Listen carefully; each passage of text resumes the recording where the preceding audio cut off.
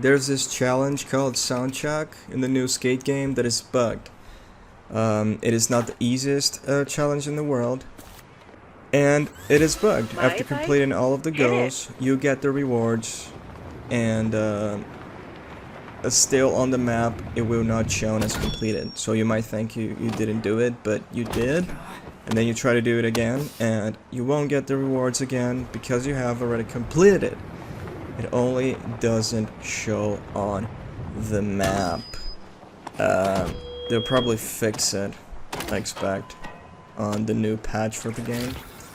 But yeah, it's all done. It only will not show on your map.